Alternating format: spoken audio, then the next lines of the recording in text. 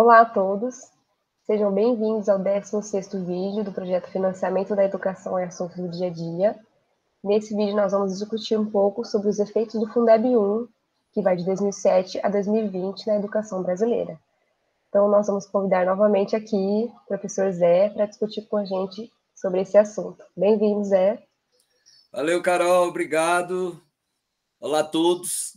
Da mesma maneira que nós fizemos com o Fundef, agora nós vamos também analisar o que ocorreu na educação brasileira após a aprovação do Fundeb. Lembrando que nem tudo que aconteceu na educação foi consequência do Fundeb, tá certo? Quer dizer, muitas coisas ocorrem simultaneamente. No primeiro slide a gente explica um pouquinho, só para lembrar a natureza do Fundeb, né? Ou seja, estados e municípios colocam uma parte significativa de recursos, né? No caso dos municípios, só as transferências, no âmbito de cada estado. Então, são 27 fundos. Esse recurso é misturado e depois é redistribuído dentro do estado de acordo com a matrícula ponderada. O que é a matrícula ponderada? É aquela matrícula que um aluno de creche, por exemplo, ele vale 1,3 vezes um aluno dos anos iniciais, ou seja, 10 alunos de creche contam como 13 alunos do ensino fundamental. O governo federal, como a gente explicou, usando aqui o copo, ele entra basicamente com uma complementação que é baixa, porque é 10% do que estados e municípios colocam, e no último ano, 2020, essa complementação, salvo engano, foi para, acho que 9 estados, se não me engano, né? Como a gente comentou, se eu considero que são 27, né, unidades da federação, a gente vê como é pouco. Por isso veio o novo Fundeb, mas isso nós vamos discutir em outros vídeos. Então, agora, nós vamos analisar um pouco os efeitos do Fundeb, o que ocorreu com a matrícula, né? O que ocorreu com a divisão de responsabilidade na oferta educacional e um pouquinho também de aspectos financeiros do Fundeb. Então, vamos lá, Carol. O primeiro slide a gente mostra o que ocorreu com a matrícula pública, considerando as redes estaduais e municipais, já que a rede federal é praticamente desprezível na educação básica, né? Então, o que ocorreu? Havia uma expectativa, né, que a política de fundos estimulasse a ampliação da matrícula.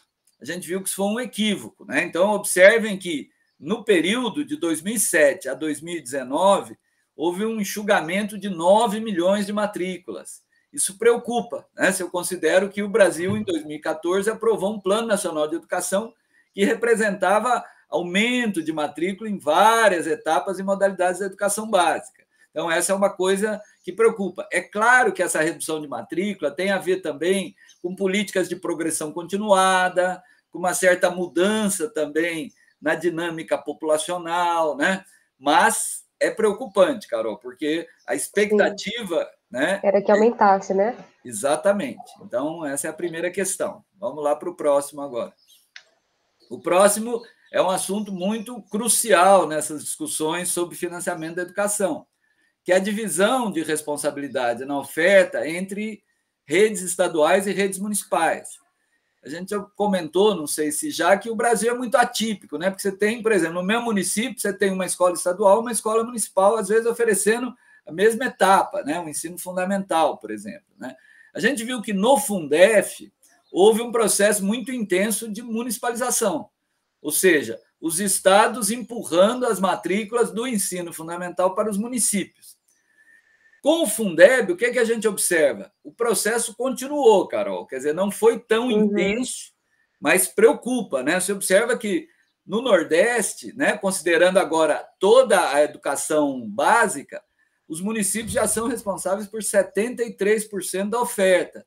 Se eu considero que os municípios são os entes mais pobres da federação e que o per capita da política de fundos, ou seja, o valor por aluno é baixo, claramente a gente tem aí uma sobrecarga municipal. Então, é uma questão que preocupa, até porque é exatamente na esfera municipal que estão algumas responsabilidades muito fortes, como a educação infantil, por exemplo, né? Que pela lei, do ponto de vista da oferta, não do financiamento, a responsabilidade é municipal. Então, são municípios que já estão com a corda no pescoço e que precisam e devem ampliar a oferta na educação infantil, por exemplo. Vamos lá? Isso. Aí agora vamos falar exatamente da educação infantil. Lembrando que a grande crítica ao Fundef é que ele só contabilizava para a distribuição dos recursos o ensino fundamental, né? Então, a boa notícia é o quê? É uma grande expansão. A gente não pode dizer que é por causa do Fundeb, mas, obviamente, o Fundeb contribui por quê? Porque são contabilizadas as matrículas. Então, você vê que a matrícula em creche saiu de 1,1 milhões para 2,5. Foi uma expansão significativa. A pré-escola, isso não fica muito claro, Carol, porque nesse meio tempo teve uma mudança na Constituição e na LDB que passou as crianças de 6 anos para o ensino fundamental. Você, eu acho que ainda pegou o ensino fundamental que começava na primeira série, né, Carol? Sim, peguei. Isso. A moçada de hoje já pega o ensino fundamental começando com o primeiro ano, né, com as crianças aos 6. Ou seja, roubaram o prézinho das crianças, né, Carol? Era tão bom o pré-3, né? Agora, coitados dos meninos vão ter que ficar sentados em cadeiras, não pode brincar, perdeu o parquinho infantil. E agora, de qualquer maneira, a gente colocou embaixo aí a informação mais relevante é o seguinte: é o atendimento, ou seja, quantas crianças, né, de 0 a 3 estão na escola. Então a gente vê que chega a 36% quase. De cada 100, 36 têm acesso a uma escola. Isso foi um avanço, né, Carol? Pra você ter uma ideia, isso aí na década de 90 era em torno de 10%. Então, a gente saiu de 10 para quase 36%. Mas temos que lembrar que a meta do Plano Nacional de Educação é 50%. Então, quer dizer, de cada 2, uma criança de 0 a 3 numa creche. Então, isso preocupa, porque é aquilo que nós comentamos, falta fôlego aí para os municípios. Na pré-escola, a gente vê também um avanço, quer dizer, embora a matrícula tenha ficado congelada, nós já estamos aí em 93. É bom, Carol, mas nós temos que lembrar que, pela emenda constitucional, 4 e 5 agora são obrigatórios a partir de 2016. Ou seja, então já estamos na ilegalidade, né? Porque tinha que aumentar muito esse número, né? Isso, teria que ser 100. Então, 93 é bom, né? Melhorou um pouquinho em relação aos outros anos, mas a gente ainda não atingiu os 100%, que é a obrigação legal e mais do que isso, é a obrigação constitucional. Lembrando que 4 aos 17 anos passou a ser obrigatório no Brasil, né? Então, e nós temos ainda o gargalo na creche, temos um gargalo também na faixa de 15 a 17, que nós não vamos discutir muito aqui, né, porque nós estamos focando mais na questão dos municípios, mas 15 a 17 é um problema grave também, né? Nós temos, acho que 80%, se não me engano, 85%. Bom, o lado positivo do Fundeb é que ele estimulou a ampliação em creches, né? Mas o Fundeb tem uma norma que não tinha no Fundef. O Fundef, o dinheiro era só para o sistema público, para redes públicas. O Fundeb, Carol, como a gente já conversou, ele abriu uma exceção, né, para convênios do poder público, no caso dos municípios, com entidades sem fins lucrativos. São os famosos convênios, parcerias, né? O nome muda, mas é a mesma questão. É dinheiro público, setor privado, né? Essa questão, e no Fundeb tinha uma regra que na pré-escola isso tinha um prazo para acabar os convênios. Então, olha que interessante, você vê, Carol, que a matrícula na pré-escola está caindo no período, né? O que mostrou que foi boa essa norma, né? Ela saiu de 303 mil matrículas conveniadas para menos da metade, 147 mil. Agora, já preocupa as creches que saíram de 290 mil para 588 mil. Né? Aqui em Ribeirão mesmo nós estamos numa briga porque a Secretaria Municipal de Educação quer terceirizar, né? Até a pré-escola, quer dizer, já tem vaga em pré-escola no sistema público e eles querem empurrar as crianças para entidades conveniadas, muitas não muito confiáveis, viu, Carol? Eu posso falar de pesquisa, né, de estudos, e por enquanto, Carol, eu acho que isso mostra que dá para mudar essa realidade, que esses convênios eles estão concentrados em poucos estados. Você vê, só o estado de São Paulo tem 58%.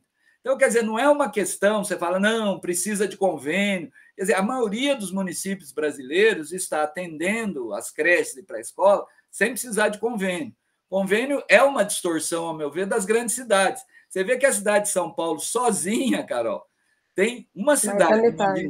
284 mil matrículas conveniadas. É quase 40% de todo o convênio.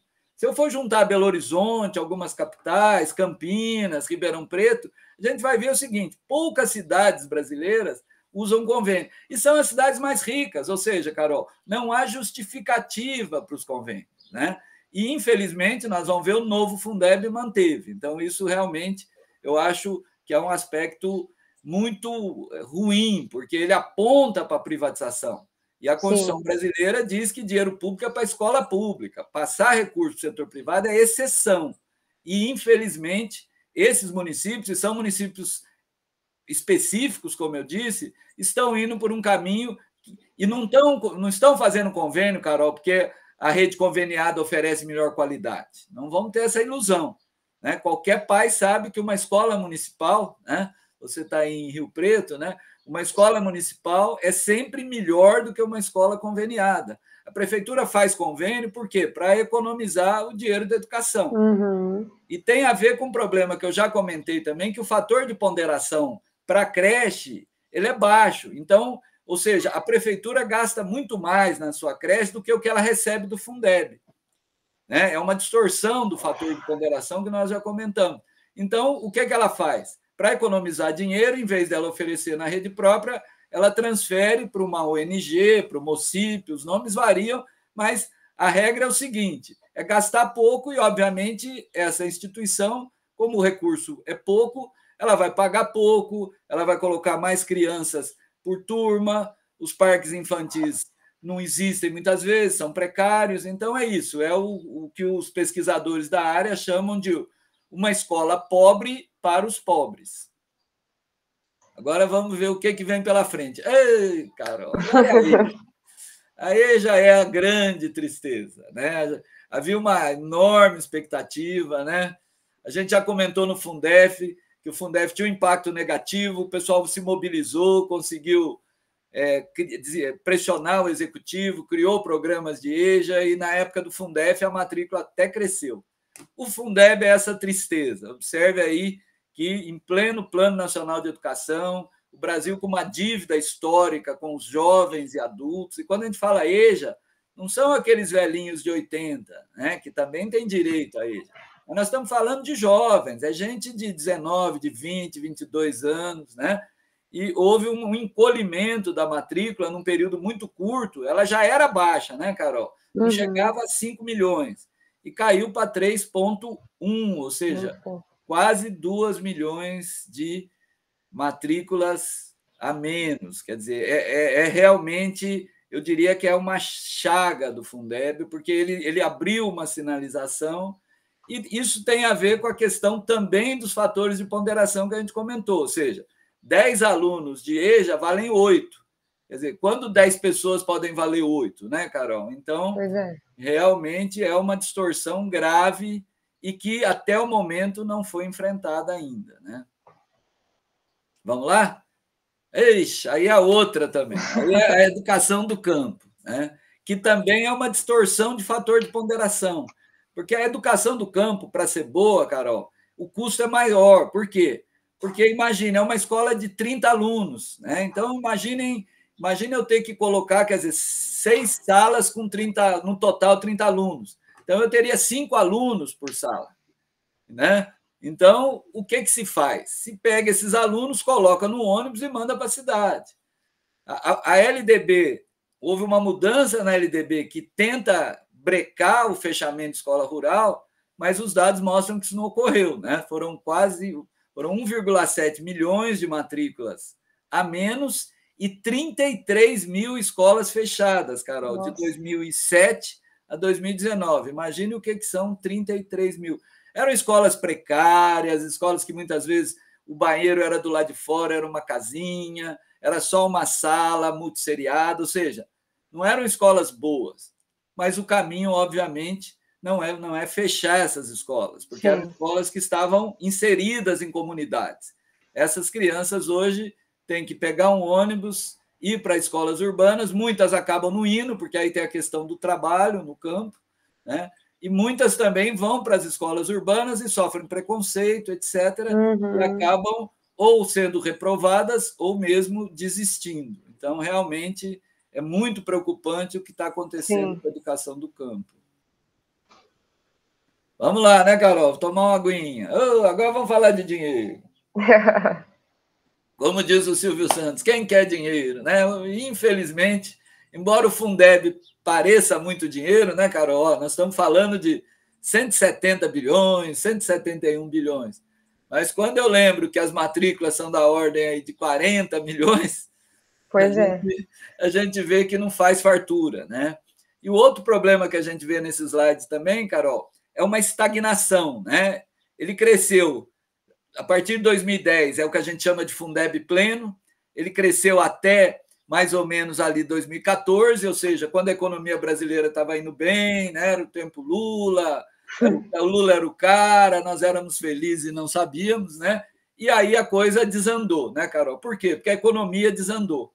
Os governos Dilma, Temer e Bolsonaro, a economia ficou só patinando, políticas, né, recessivas. 2020 nós tivemos a pandemia, o que salvou, né? Você vê que não caiu tanto em 2020. Foi o auxílio emergencial para a população, né? Porque o auxílio emergencial permitiu que a população se alimentasse, né? Consumisse, e a gente já discutiu que o sistema tributário nosso depende muito do consumo da população, né?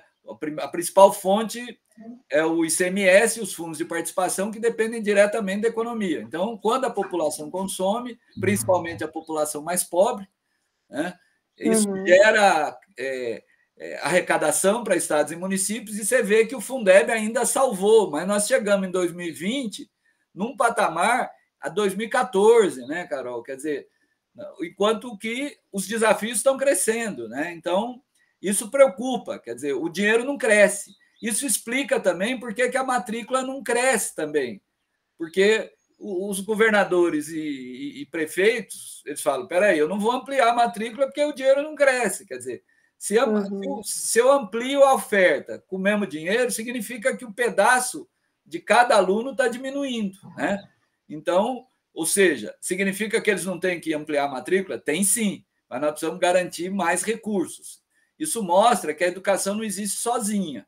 Né? Ela está vinculada à economia e com o modelo econômico. Se eu fizesse um modelo econômico de crescimento, como foi na década ali 2010 até 2014, quer dizer, economia crescendo, aí eu tenho construção civil, eu tenho mais emprego, eu tenho a população consumindo, o Estado também investindo, o que acontece? A economia cresce, eu consigo incorporar mais crianças na escola, eu consigo incorporar mais jovens depois de formados no mercado de trabalho, quer dizer, então esse é o caminho que o Brasil tem que seguir. Infelizmente, nós estamos indo no caminho inverso. Bom, vamos olhar agora o valor por aluno, né, Carol? Então, a gente observa que aí cada coluninha dessa, como a gente já comentou, é a mensalidade do Fundeb em cada estado da federação. Então, vocês vão ver lá que em 9 estados ali, se não me engano, que é onde o governo federal complementa, por isso que é o mesmo valor, vocês se lembram do vídeo passado, né, que a gente mostrou, quer dizer, o governo federal vai colocando dinheiro para equalizar. Então, o dinheiro acabou no Rio de Janeiro, né? Então, até o Rio de Janeiro, deu para colocar quanto? 279. Você equalizou? Equalizou, né? Todos o mesmo valor. O maior valor foi Roraima, com 401. Tem uma diferença, mas não é tanto, né? Antes dos fundos, Carol, a diferença entre, por exemplo, Alagoas e Roraima era de 4 vezes, né? Nossa. Então, hoje é inferior a 2 vezes, quer dizer, né? Deve dar aí uma diferença de uns 60%. Ainda é muito, mas melhorou muito. Agora, qual é o problema, Carol? 24 estados estão abaixo de 350 por mês, né? Quanto que é uma escola aí em Rio Preto aí de classe média? Uma escola de média alta? Média alta, por exemplo, né? Que são as chamadas boas, né? Não adianta. Em torno de R$2.000 para mais. Isso, né? Uma média é pelo menos 1.500, né, Carol? o Fundeb dá 350, né? Então, Nossa, acho que isso... que diferença, né? Aí o pessoal fala que o problema não é falta de dinheiro, e aí nós não estamos discutindo desvio, né, Carol? Nós estamos discutindo o dinheiro como se todo o dinheiro chegasse lá, e a gente sabe que tem desvio na merenda, tem professor aposentado que é pago com... Né? Então, é complicado. Né? Então, só para a gente... E é muito longe também do CAQUI, que é o custo aluno qualidade inicial, que é uma ideia simples, que é aquele valor mínimo para ter qualidade, que vai ser o tema... Já vamos fazer um spoiler do nosso próximo vídeo, né? Que, infelizmente, não vamos poder contar com a Carol, que vai para outros projetos de vida, né, Carol? É. Aí, no final, hoje, você vai despedir da turma. Com certeza. Então, vamos lá. Agora, como a gente viu, avançou na equalização, mas nós temos ainda desigualdades fortes no Fundeb. Ela ocorre, Carol, não são muitos municípios, né? Mas eu peguei alguns exemplos, né? Então, eu peguei o exemplo, por exemplo, São Paulo, porque o Fundeb não é todo o dinheiro da educação, né? Mas, para a maioria dos municípios, ele é o principal dinheiro. No Brasil, eu diria que nós temos aí uns 400 municípios que eles não dependem só do Fundeb, por quê? Porque eles têm arrecadação própria, eles têm IPTU, eles têm imposto sobre serviços, que geram muita arrecadação. Mas são em torno de 400, porque esse dinheiro adicional, só para lembrar, ele não entra no Fundeb, mas 25% tem que ir para a educação. Tem alguns municípios também que são industrializados, às vezes nem são muito grandes, mas são industrializados. E a gente tem que lembrar que uma parte da arrecadação do ICMS, 5%, ela vai para a educação, mas não vai para o Fundeb. Então, isso dá uma margem para esses municípios. Então, São Paulo, por exemplo, é quase 1.500 por mês, né, Carol? Aí sim, aí eu estou num padrão de escola de classe média. Né? Rio de Janeiro, 840, né? Já não é por quê? Porque o Rio municipalizou muito, São Paulo não é municipalizado. Ou seja, na cidade de São Paulo, mais da metade dos alunos, salvo engano, ainda estudam em escolas estaduais. Então, um aluno da rede municipal recebe 1.500 por mês em investimento. Né? O aluno do estado, Carol, recebe em torno de 500. Nossa. Então, quer dizer, eu resolvi um problema, mas só para aqueles felizardos, né? A rede municipal de São Paulo paga, acho que 3 vezes o que paga a rede estadual. Né? Então, eu resolvo o problema, mas fica o outro lado. O Rio de Janeiro, quer dizer, a rede municipal do Rio ainda provavelmente gasta 1,5 vezes o que gasta a rede estadual, mas já não é uma fartura. Agora, a hora que eu caio na real, Barrinha é 430 por mês, né? Vizinho da gente aqui na capital do agronegócio aqui, né? O pessoal acha que é a região mais rica do Brasil, mas Barrinha tem que se virar com 400. E aí agora não é Fundeb, é todo o dinheiro de Barrinha dá 400. E olha meu gasto lá no Pará, 374 por mês. Né? Como é que nós vamos... A mediana, o que é a mediana? Ou seja, a metade dos municípios brasileiros, Carol, tem até 534 por mês para se virar. Né? Só 5% dos municípios tem um recurso acima aí em torno de R$ 1.000 por mês, mas são só 5%, ou seja, é uma minoria das minorias, né? O resto tem que se virar com 500 por mês. Bom, dá para ter qualidade, né? É complicado, né, Carol? Sim. E estamos chegando no final, Carol, mas ainda tem mais uma outra questão importante. Os municípios pequenos. A gente sabe que a maioria, mais da metade dos municípios brasileiros tem até 10 mil habitantes, são municípios pequenos. E o Fundef tinha um problema que o Fundeb tem. Os municípios muito pequenos, Carol, eles dependem muito do FPM, o Fundo de Participação dos Municípios. Basicamente, eles dependem do FPM. E o Fundeb, o critério de distribuição de dinheiro do Fundeb é diferente do FPM.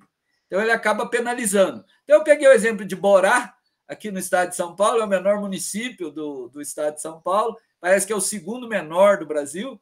Ele tinha 838 habitantes, né, Carol? Daria para conhecer todo mundo pelo nome. Eu brinquei com a Carol que de 2019 para 2020 ampliou um habitante. Né? Ou seja, 2019 era 837. Então fica fácil, né, Carol, conhecer. Mas olha o que ocorre em Borá. Né? E ele é um exemplo, o Brasil é cheio de municípios pequenos. 69% da arrecadação de imposto dele vem do FPM. Né? a rede é municipalizada. Por que essa informação é importante? Porque, em geral, quanto mais municipalizado a rede, mais recebe dinheiro do Fundeb. Você lembra? Porque o Fundeb, o dinheiro vai na arrecadação e volta na matrícula. Né? Então, era de esperar que Borá, por exemplo, tivesse ganho nesse balanço. Mas não é o que ocorre. Olha o que ocorre com Borá, Carol. Ele coloca 2,4 milhões, o município paupérrimo, e só recebe 550, Carol. Né? E ainda tem um outro problema, Carol, que deixa a coisa mais complicada. E os legisladores não enfrentaram isso no Congresso, porque eu acho que tem pouca gente para falar em nome dos municípios pequenos. Por isso que eu quis chamar a atenção. A hora que eu olho o gasto por aluno em Borá, Carol, olha que surpresa. 1.200 por mês. Você fala, nossa, Zé, então é o paraíso, porque mesmo perdendo dinheiro, ele tem 1.200. Mas é ilusório esse valor, porque não tem escala. É 26 alunos em creche, 27 alunos em pré-escola, 60 e poucos alunos nos anos iniciais. Então, isso não tem aquilo que a gente já comentou aqui da economia de escala. Quer dizer, escola é o mesmo problema das escolas rurais. São escolas muito pequenas, que aí o custo acaba ficando elevado, não porque está havendo desperdício, não porque tem qualidade, mas é porque não tem economia de escala, elas são muito pequenas, né? Então, isso, Carol, é um tema que eu sempre vou martelar, porque nós estamos falando aí de pelo menos vou dizer pelo menos uns 1.000 municípios que estão numa situação parecida com Borá e que parecem que são ricos, né? Parece que tem muito, então eles nunca vão receber um tostão de apoio federal, mas, na verdade, eles são falsos ricos, né? São municípios que estão sendo muito penalizados pelo Fundeb. Esse é um problema que ocorre muito no Rio Grande do Sul, porque o Rio Grande do Sul expandiu muito os municípios e são municípios pequenos. Então, ele parece que é rico, mas, na verdade, é uma ilusão. E agora eu acho que realmente a gente vai para o último slide aí, que é uma síntese. Vamos lá. Então, aí eu termino a fala desse slide com uma síntese, né, Carol? Sempre alertando que nem tudo. Se bem que essa síntese tenta captar os efeitos do Fundeb. Então, o primeiro, ele desestimulou a ampliação, como a gente falou. E aí, como é que ficam as metas do PNE? Outra questão, ele teve, como a gente viu, impactos negativos na EJA e na educação do campo. Né? Outra coisa, houve ali um estímulo à privatização de creches. E eu ouso dizer que a tendência agora vai ser expandir para a escola também, o que é muito preocupante. Né? Por quê? Entre outros fatores, porque o fator de ponderação, que é o quanto vale um aluno de cada etapa, né? Como eu disse, uma creche tempo integral vale 1,3 e tinha que valer 3, pelo menos, ou seja, um aluno de creche tinha que valer, em termos de custo, 3 alunos de anos iniciais, eles não mudam, né? Então, são fatores que desestimulam, né? Que fomentam a privatizar, que estimulam a fechar a escola do campo, a fechar a turma de EJA. Como a gente mostrou também, o Fundeb não aliviou a sobrecarga nos municípios. Quer dizer, cada vez mais os municípios é que estão arcando com a educação básica. E pior, nas regiões mais pobres, essa sobrecarga é maior. Né? Ele equalizou os gastos, isso é importante, né? Mas tem ainda desigualdades. Quer dizer, nós temos aí, o novo Fundeb enfrenta um pouco isso, mas ainda, como veremos, é insuficiente. As desigualdades persistem. E o pior, né, foi uma equalização, mas num baixo valor. Né? Quer dizer, nós vimos lá que nós estamos falando de 280 por mês no Fundeb. Né? Os municípios aí regiões mais pobres com 350, aí considerando não só o Fundeb, mas todos os recursos. E, por último, esse efeito Borá, que vamos chamar de efeito Borá, que ele penaliza os pequenos municípios. Então, os pequenos municípios acabam mesmo assumindo muita matrícula. Eles acabam perdendo recursos no balanço do Fundeb e, pior, matematicamente, eles aparecem como um gasto aluno elevado, quando, na verdade, o que falta é escala. Sem economia de escala, o dinheiro não rende. É isso, Carol, agradeço muito a tua companhia nesses 16 vídeos. Foi um prazer muito grande, aprendi muito. E agora eu passo a bola para você. Queria agradecer também todo mundo que nos acompanhou até hoje, foi um prazer. Espero que vocês continuem, né? Eu vou sair para outros projetos, mas o projeto vai continuar, hein, pessoal? E agora eu vou fazer um resumo do que vem pela frente, né, professor? Bom, como vocês sabem, o Fundeb 1 bateu as botas em dezembro de 2020 e foi substituído pelo Fundeb 2, que agora é para sempre. Será? Mas antes da gente conhecer o novo Fundeb, no próximo vídeo, nós vamos apresentar finalmente o custo aluno qualidade inicial e o custo aluno qualidade, um conceito que deu o que falar nesse novo Brasil. Então não percam, hein?